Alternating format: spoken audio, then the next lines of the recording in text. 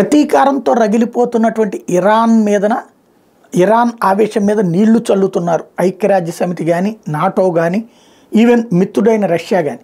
Iran ఏమనుకుందంటే Israel మీద దాడికి వెళ్తే రష్యా, ఉత్తర కొరియా, చైనా తనకి సపోర్ట్ చేస్తాయి అనుకుంది.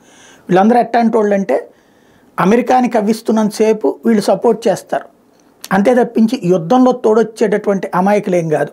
ఇప్పుడు రష్యాతో వీళ్ళు ఏమన్నా కలిసి యుద్ధం చేస్తున్నారు చైనా కానీ ఉత్తర కొరియా కానీ? పోనీ ఇరాన్ రష్యాకి మిత్రదేశమే కదా, చేస్తుందా? లేదు కదా.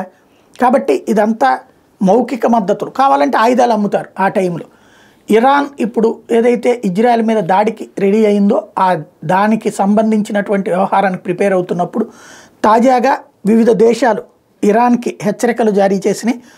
నాటో దేశాలు, అట్లాగే ఇజ్రాయెల్, రష్యా కూడా, అలాగే సౌదీ అరేబియా, చైనా అందరూ కూడా అమెరికాతో సహా ఇరాన్ని కామ్ డౌన్ అవ్వు, యుద్ధానికి వెళ్ళొద్దు అని తేల్చి చెప్పినాయి. అమెరికా అయితే ఒక అడుగు ముందుకు వేసి ఇరాన్ కనుక యుద్ధానికి సిద్ధమైతే మేము ఇజ్రాయెల్కి సపోర్ట్ చేస్తామని కూడా తేల్చి చెప్పేసింది.